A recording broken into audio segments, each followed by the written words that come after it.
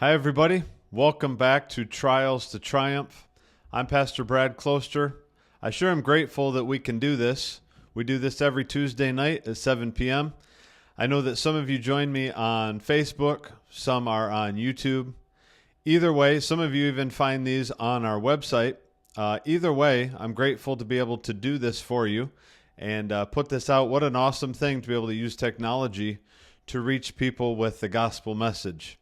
Not everybody uses it in this way, but that's what we're going to do to bring good news. So we're glad to have you with us. We've been talking about potential and talking about the fact that God has potential for you and I. And the reason I'm talking about this is because God created you, designed you and me for a specific purpose, for a specific plan, and it's up to us to realize that. And we can have all the potential in the world, but never realize it and live our lives lower than what God planned for us to live. See, He's the creator. He's the one who designed us. And so we ought to submit our life, submit our thinking, submit our ideas to Him, because He's the one that has the perfect plan. He's the one that we should obey. We should find out His plan, His will, and obey it for our lives. So I want to read a verse to you today that's a pretty popular verse, and I'm sure many of you will recognize it, but it doesn't lose its significance. That's for sure. So I want to read you a verse. It's out of the New Testament, and it's 1 Peter chapter 2. Sorry. 1 Peter chapter 2, verse 9. How about that? 1 Peter 2, verse 9. I'm going to read it as I do out of the New King James Version. Regardless of the version that you have, this is a great verse, and here's what it says.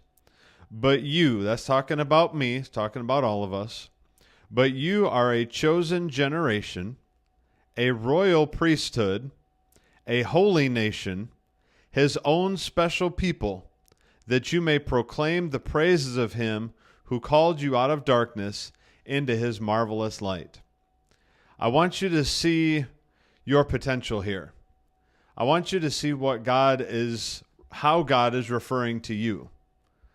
And it's hard to comprehend, it's hard to understand, I know, but it is what it is, and God's not apologizing for it. He's saying that you and I are chosen. We're a chosen generation, which means that He chose us on purpose. If you go to a you go to a store, you're going to buy something, whatever that item is. You don't just randomly pick one. You choose the one you want. And you choose the one that's the right size, the right color, whatever, the right flavor. You choose the one that you want. You don't just go to the shelf and randomly whichever one falls in the cart is the one that I want. No, you're going to pick it on purpose. And so what God is saying here is that you have been chosen. I have been chosen. That's pretty amazing that God Himself would choose us to be a part of what He's doing. He said a royal priesthood. Now I know you and I maybe don't feel like royalty, but in the eyes of God, that's exactly who we are. It says a holy nation. That word nation doesn't mean country, it just means people. So holy people. And I know sometimes that we don't think holy, we don't act holy, sometimes none of what we do has anything to do with holy, but that doesn't change who we're intended to be. So whether or not you're doing holy stuff right now or not does not change the fact that that's what you're intended to do. Whether what comes out of your mouth right now is holy or not doesn't change the fact that that's how you were intended. That's your potential. Believe it or not, you have the potential to not use those words anymore. You have potential to not speak death anymore. You have potential to not spout off at the mouth anymore. See, you have potential to do all of that, but you have to realize your potential. And then this is, in my opinion, this is the best part of the verse. His own special people. Hey, I've been called by God.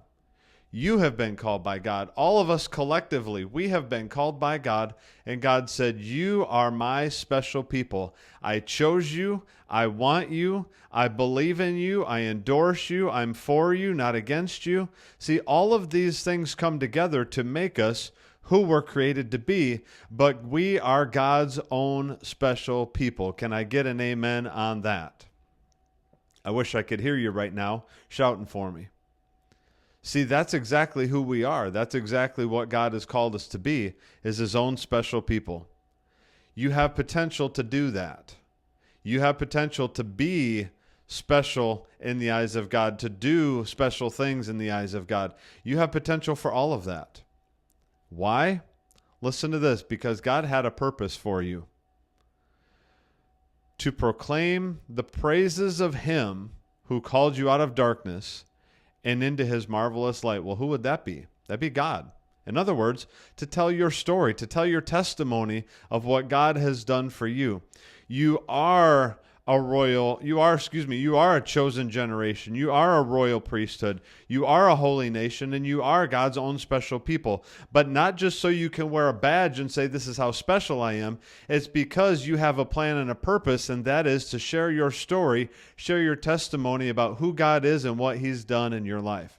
That's why God says this. You have potential so that you can help others reach their potential as well. I know this is quick, and I know it's packed tonight, but I think this is helping us understand the reason why that we have been called and chosen by God, because he has something for you to do about it. Hey, thank you for joining me tonight. I hope this was helpful and challenging to you at the same time, and we'll see you again next week on Trials to Triumph.